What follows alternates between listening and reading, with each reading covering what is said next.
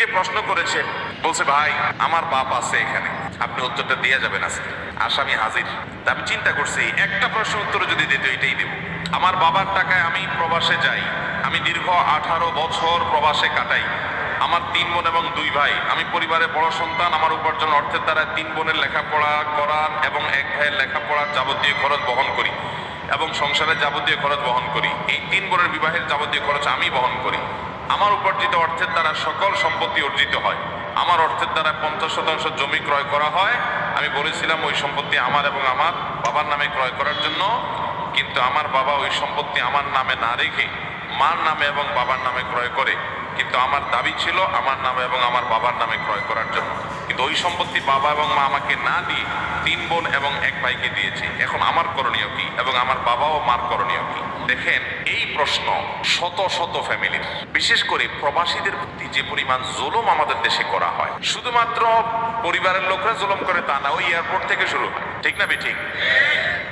Airport থেকে শুরু হয়। মানে প্রবাসী আসছে, এর কাছ থেকে কে কিভাবে খাবলা মারে খাবে। ট্রলিওয়ালা ট্রলি আটকে রাখবে, ভাই একটা রিয়াল দেন তারপর ট্রলি দিব। যে যেভাবে পারে সে সেভাবে, শেষ পর্যন্ত নিজের ঘরে এসে শান্তি পর্যন্ত পায় না। আমি প্রায় বলি, প্রবাসী বেচারাদের কোনো দেশ নাই। দেশের অর্থনীতির চাকা তারা ঘুরায়।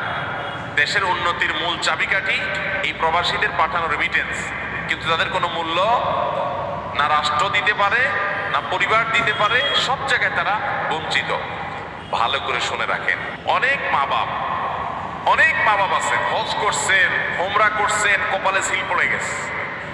সন্তানের প্রতি এই অবিচারের কারণে আপনার জাহান্নামে যাওয়ার জন্য যথেষ্ট হবে, আর কিচ্ছু লাগবে না। আপনার জাহান্নামে যেতে আর কিচ্ছু লাগবে না, এই সন্তানের আহাজারে যথেষ্ট হবে। ভালো করে শুনে রাখেন, কোন সন্তান বাবা মার টাকা নিয়ে বিদেশ গেছে, জমি জমা বিক্রি করে বিদেশ গেছে, তার কর্তব্য হলো বাবা মার যে টাকা দিয়ে জমি জমা বিক্রি করে বিদেশ গেছে, যে টাকা খরচ গেছে, ইনকাম করার পর প্রথম সেটা পরিশোধ করে বাবা মার সম্পদ কিনে দেওয়া, যাতে সব ভাই বোন সমানভাবে পায়। এরপর সে যেহেতু আগে গেছে, অন্যরা যদি ছোটখাটো হয়, তাহলে সে যেহেতু উপার্জনক্ষম, তার কর্তব্য এদের ভরণ পোষণ, এদের খরচের জন্য ব্যবস্থা করে। যদি বাপুর উপার্জন না থাকে, তখন সে অভিভাবক হিসাবে সে দেখভাল করবে। আল্লাহ তাকে সামর্থ্য দিচ্ছে এবং তার নৈতিক দায়িত্ব থাকবে সাধ্য অনুযায়ী ভাই বোনকে হেল্প করে সে করবে। কিন্তু এর মানে এই না সে সারা জীবন যত উপার্জন করবে, জমি জমা করবে, ব্যাংক ব্যালেন্স করবে, সব বাপ নিজের নামে করবে এবং অন্যান্য ছেলে মেয়ে যেগুলা রাস্তায় টোটো কোম্পানির ম্যানেজারি করে ঘুরে বেড়াইছে ওইগুলারও ভাগ দিয়ে দিবে ওর কষ্টের টাকা। এটা কোনোদিন জায়েজ হবে? এই যে প্রশ্ন করেছে, এই প্রশ্নকারী বেচারা আমারে এসে জোর করে প্রশ্নটা দিছে, বলছে ভাই আমার বাপ আছে এখানে, আপনি উত্তরটা দিয়ে যাবেন আজকে। এরকম আসামি আমাদের দেশে আছে না নাই? অনেক। বাবারা ভালো করে শুনে রাখেন, সন্তানের প্রতি জুলুম করলে আল্লাহ বিচার করবেন কি করবেন না? আপনি এটা মনে করিয়েন না যে আমারই তো ছেলে, তার প্রতি জুলুম করলে আবার কিসের বিচার। জি না, আল্লাহ তাআলা কোনো জুলুমের ছাড় দিবেন। অতএব আপনার সন্তান টাকা পয়সা দিয়ে আপনাকে জমি কিনতে বলছে, আপনি আপনার নিজের নামে কিনে এরপর অন্য ছেলে মেয়েদের ভাগ করে দিয়ে দিচ্ছেন, তাকে দিচ্ছেনই না তার সম্পদ। আমি এই ভাইকে বলবো, আপনি আইনি লড়াই করে যদি নেওয়ার সুযোগ থাকে, যদিও আপনি আইনি লড়াই করে নেওয়ার সুযোগ খুব একটা নাই, কারণ আপনার কোনো এভিডেন্স প্রমাণ নাই।